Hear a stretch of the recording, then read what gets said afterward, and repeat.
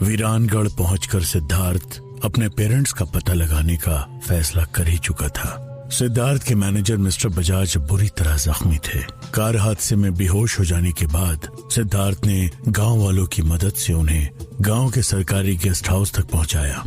उनकी हालत को देखकर उस बूढ़े बाबा ने कहा कि अब यहाँ मौत का तांडव होगा, कोई भी जिंदा नहीं बच पाएगा।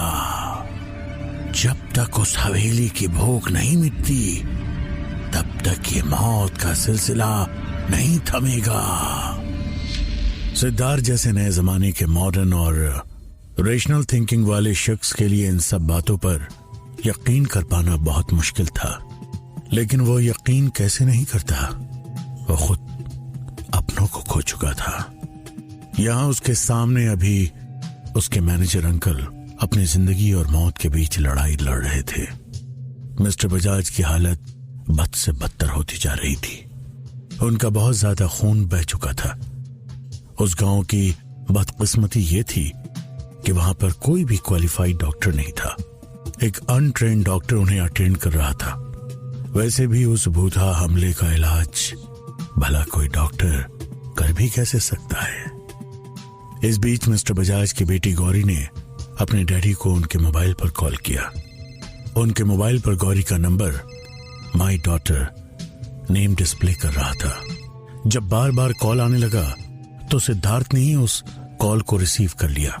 मिस्टर बजाज की बेटी गौरी और सिद्धार्थ दोनों एक दूसरे को बचपन से जानते थे।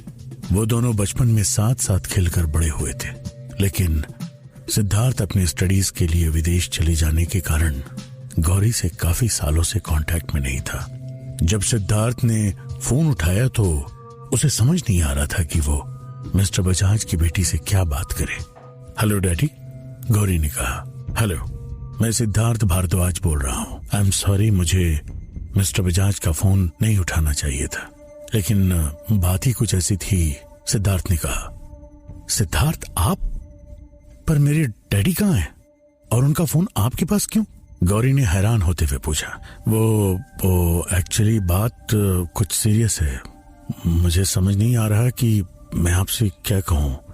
आपके डैडी का वीरानगढ़ में खतरनाक कार एक्सीडेंट हो गया है और अगर उन्हें जल्द से जल्द ब्लड क्लॉट वाली मेडिसिन मिल जाती है तो उनकी जान बचाई जा सकती, लेकिन इस गांव में कोई भी केमिस्ट नहीं है और रास्ते पर पेड़ गिर जाने की वजह से वहां से गाड़ियां नहीं गुजर सकती हैं। इसके अलावा इस जगह से निकल पाना हमारे लिए पॉसिबल भी नहीं है। सिद्धार्थ ने कहा। क्या?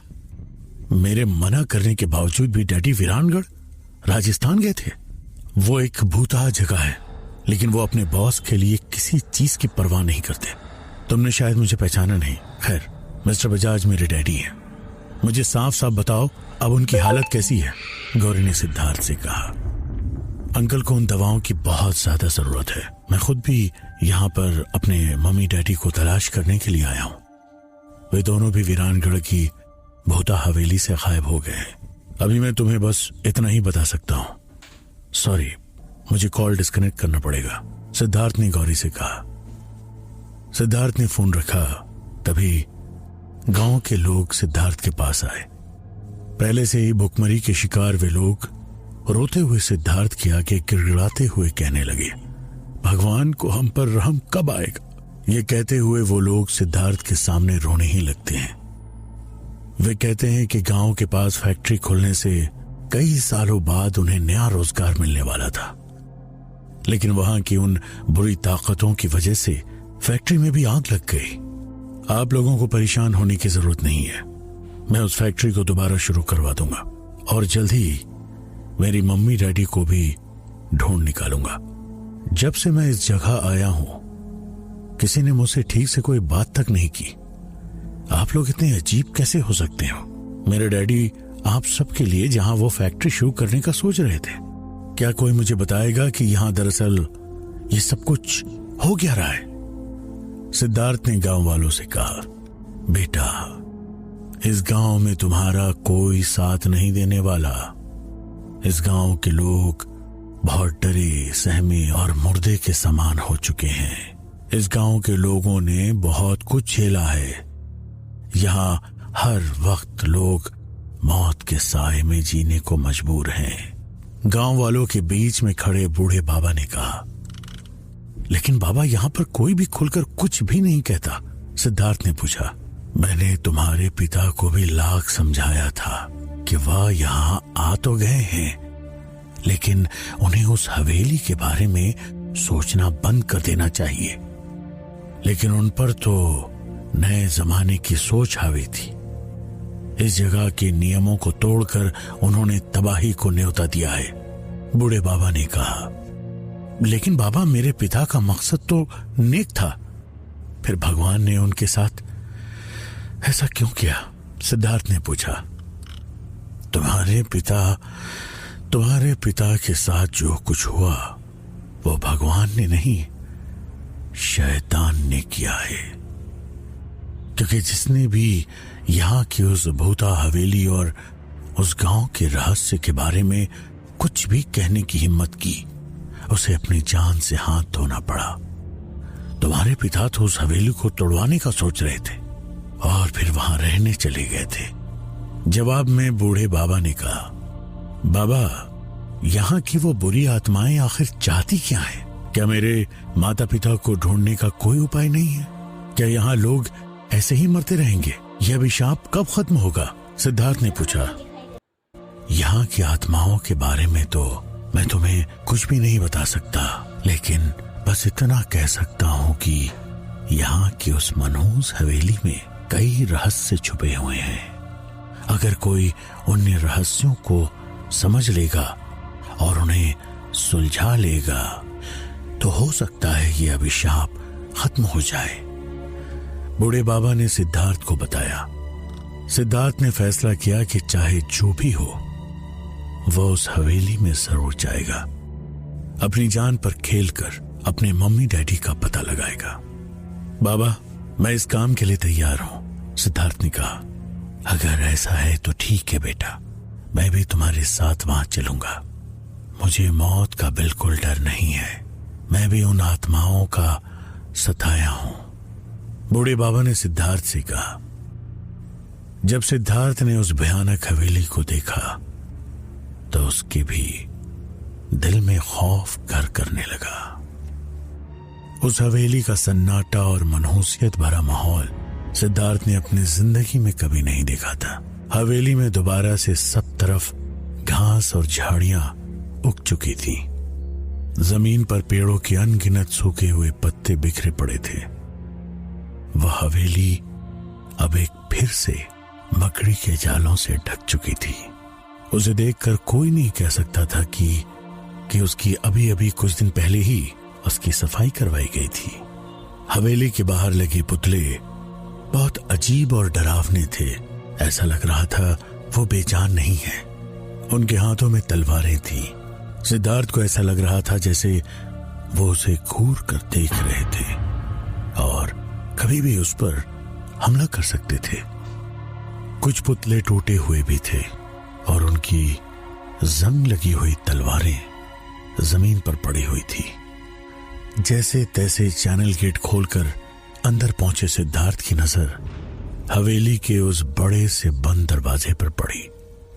उस दरवाजे पर बहुत शानदार नक्काशी की गई थी, लेकिन धूल के कारण कुछ भी साफ साफ दिखाई नहीं दे रहा था। हवेली के सारे दूसरे दरवाजे भी बंद दिखाई दे रहे थे।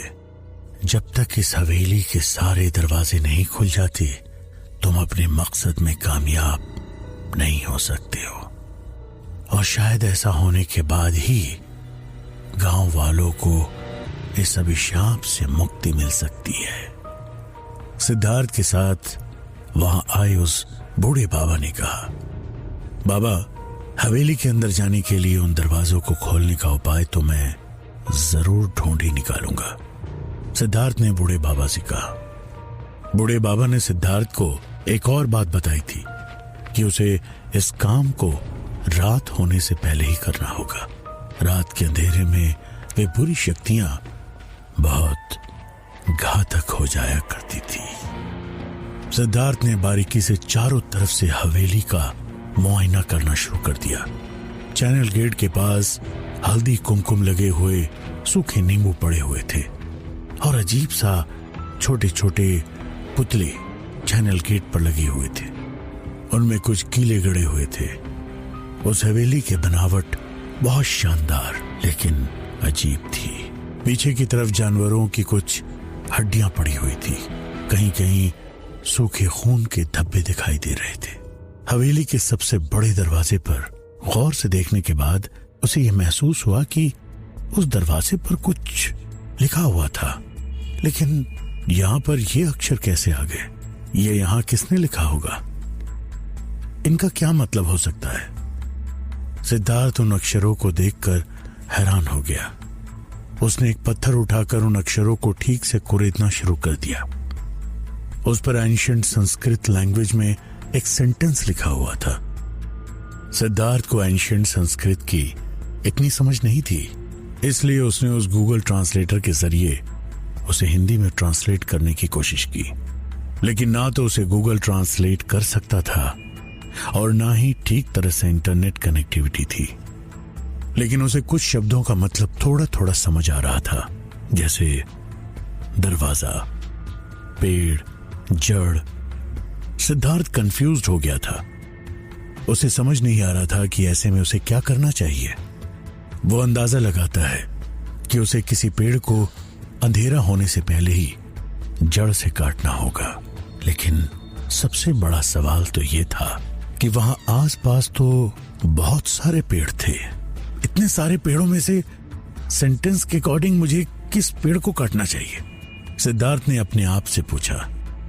उसके ऐसा कहते ही उसके दाहिने तरफ लगा हुआ एक मोटा सा पेड़ अजीब तरह से हिलने लगा।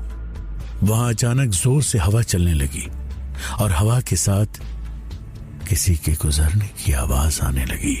ये सब क्या होने लगा था? इससे पहले कि सिद्धार्थ उस हलचल के पीछे की वजह को समझ पाता, उस पेड़ की एक डाली जोर से हिली और उसने सिद्धार्थ को बहुत जोर से हिट किया। सिद्धार्थ बहुत दूर जाकर गिरा। गिरने की वजह से सिद्धार्थ के सिर पर चोट लग गई थी। उसका माथा घूमने लगा था। वो बूढ़ा आदमी वहां से भागा और सिद्धार्थ से कहा, खुद को बचाओ, खुद को बचाओ। वो कोई आम दरख्त नहीं था, वो सिद्धार्थ के खून का प्यासा था। अचानक इस बदले माहौल की वजह से सिद्धार्थ का दिमाग काम नहीं कर पा रहा था। वो एक पुराना बरगद का पेड़ था। अपनी डाल से हमला करने के बाद उसने सिद्धार्थ को संभलने का मौका तक नहीं दिया और उसकी जड़ों ने सिद्धार्थ के पैर को जकड़ लिया।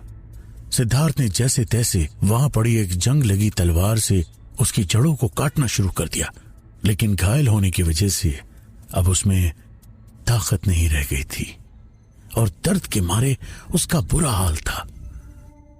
एक बार तो उस पेड़ की जड़ों ने उसके गले को ऐसा कसकर जकड़ लिया कि मानो उसकी जान लेने के बाद ही उसे छोड़ेगी, लेकिन सिद्धार्थ ने हिम्मत नहीं हारी। उस तलवार के एक ही वार से उसने एक बार फिर उस जड़ को काट दिया। जब वो जड़ों से लड़ाई कर रहा था, ठीक उसी वक्त उस पेड़ से एक बहुत मोटी डाल टूटकर उसके ऊपर गिरने लगी। सिद्धार्थ इस बात से अनजान था और ठीक उसी वक्त किसी लड़की ने उसे पकड़कर खींच लिया। वो लड़की कौन थी? किसने ऐन मौके पर सिद्धार्थ की जान बचा ली? कोई लड़की इतनी खौफनाक जगह पर कैसे आ सकती है? और क्या सिद्धार्थ उस जंग लगी तलवार से उस पेड़ का मुकाबला कर पाएगा? वो इतने मोटे पेड़ को कैसे काटेगा? ऐसी हालत में सिद्धार्थ अपने पेरेंट्स को कैसे बचा पाएगा? या फिर ये सिद्धार्थ की जिंदगी का आखिरी दिन होगा?